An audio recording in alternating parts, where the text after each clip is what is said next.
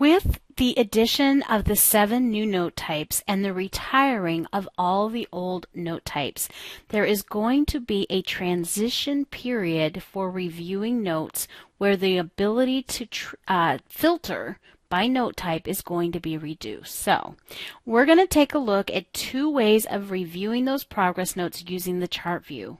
The first one is the progress note widget. You have the ability to change the number of days that you're reviewing. This change is going to take place on June 25th.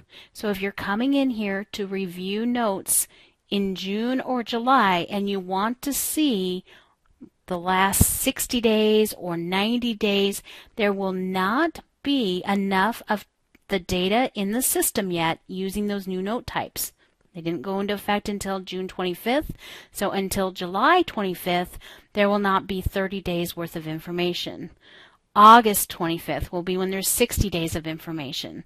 September, you'll be up to 90, and so on. So there's that transition period where when you're looking back, you have to remember, when did we go live with those new note types, and can I filter?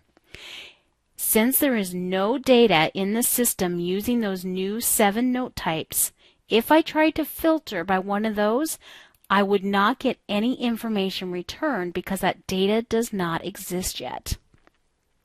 The best way to make sure that you don't miss any data during this transition period is to enter in the number of days that you want to see and then select either all notes or my notes and do the review based off of your needs.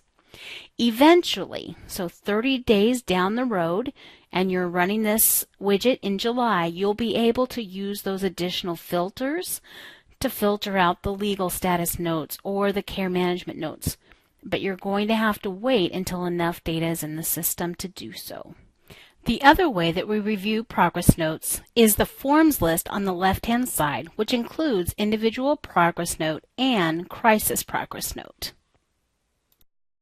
When I click on this, it is going to show me all of the notes for the form type that I have clicked on. In this case, individual progress note.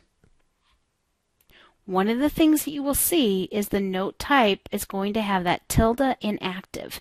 It was the same case with the progress note widget as well. It's just letting me know that this note type, how that was categorized, has since been retired. However, this is a valid note. The one thing that I want to be very careful with in the transition period is in the note type, I can select the note type that I want to filter by.